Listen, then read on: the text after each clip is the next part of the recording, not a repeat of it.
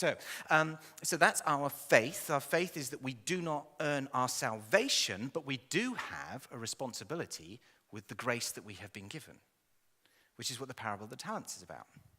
So it doesn't dispose us to immediately say, right, well, I don't have to do anything with my life now, I'm saved, but actually gives us a moral responsibility of now that we know what we have and the glory that we have been given, which is Christ's, whose reputation I now carry, in the same way that Paul and Timothy's reputation, he was carrying Paul's reputation, I now carry the reputation of Christ into every working environment and every family environment I go into. And the second they know I'm a Christian, they then start holding you accountable, which is wonderful because that's the Holy Spirit. Yes, I didn't think Christians were supposed to swear. No, they're not. And the Holy Spirit just spoke through your friend. Encouragement, it's like Jesus pokes, and all these things. So, we're saved by grace. Now, the definition of grace that you often read in the books is the unmeritable favor of God. It's a counterintuitive sense because we would think that if God gives us something, then we owe him something back. But actually, no, grace is unmerited favor. It's just given to you.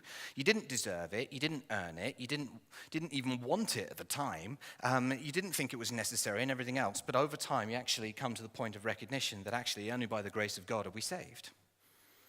That's why sometimes you see people just say, God knows. He does.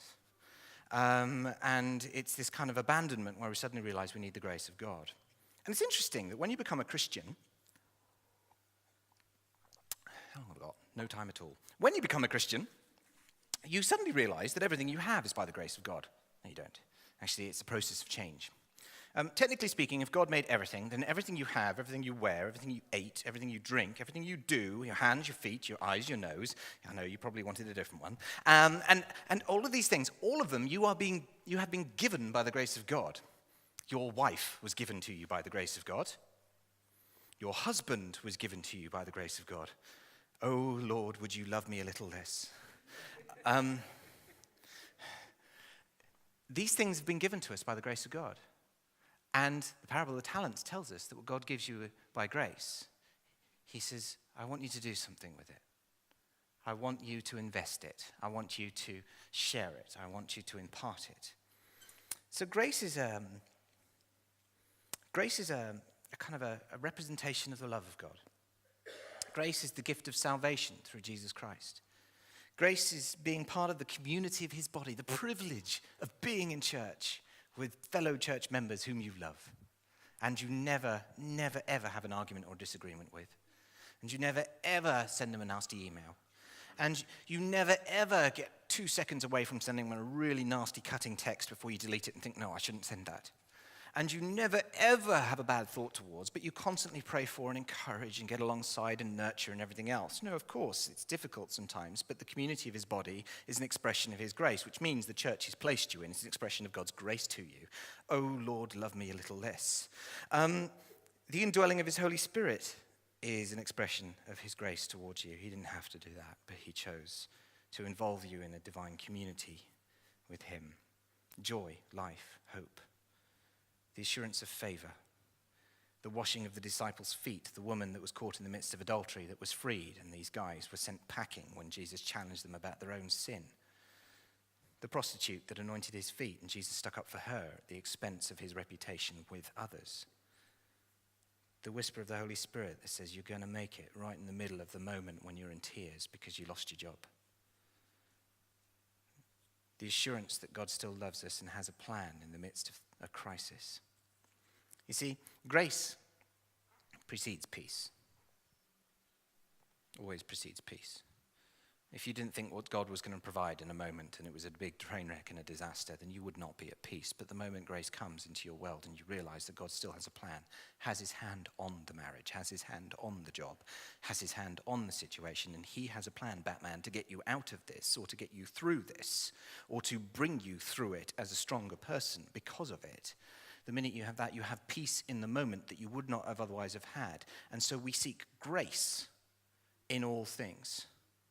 We seek grace in God's provision for us. I was hungry, and you gave me something to eat. I was thirsty, and you gave me something to drink. I was naked, and you clothed me. I was in hope of a friend, and you befriended me. I was dirty and you washed me. I needed a child and you brought one into my world. I needed to laugh and you gave me an opportunity. I needed a coffee at church and they actually made me one. I needed somebody to deliver me from the addiction and you brought friends alongside me to encourage me. I needed somebody to let me know that it was going to be okay, and somebody put a card through the door that said, "Don't be discouraged, God is with you." I needed somebody to tell me that I could get a job, and you sent somebody to sit me down with my CV and help me get the CV right so I could get a job and a job interview, and they prayed for me and I got the job. Expressions of grace coming out in our world. And so grace always creates life. Now, I am going to be another 10 minutes. Is that all right? Or shall I stop and we can do this next week? All right, we'll do it. Genesis, right?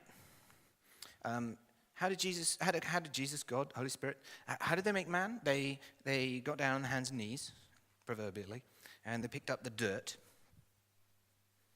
and they took that which was messed up, formless, rough bits on the side, dirt, and began to form it, put pressure on it, and form it, and then breathed into it, and dirt came to life. That's the imagery that's in that. And the parallel that I can bring to Philippians is this, that grace takes the dirt, takes the mess up, takes the not worthy, takes the not good enough, takes the terrible stuff that we've done in our lives, the dung, according to Paul, and forms it, molds it, breathes life into it. And by his Spirit, you are transformed into somebody that can function again, can live again, breathe again, has value, has purpose, significance, and otherwise. And so what grace does is, like the master craftsman that takes paint and just produces a Mona Lisa, takes marble and shapes it and sculpts it, and we have Michael. Takes a sheet of metal and produces a Ferrari. Takes a tree and crafts the cross. Grace gives life, gives form, gives function, gives hope, gives purpose. Grace actually ignites life in our world and vision in our world and a sense of being and everything else. So grace given to something that is dirty, formless, messed up, or otherwise, transforms it into something that is positive, something that is alive, and something that is back at its own 2 feet. And so grace frees us, grace assures us, grace creates in us.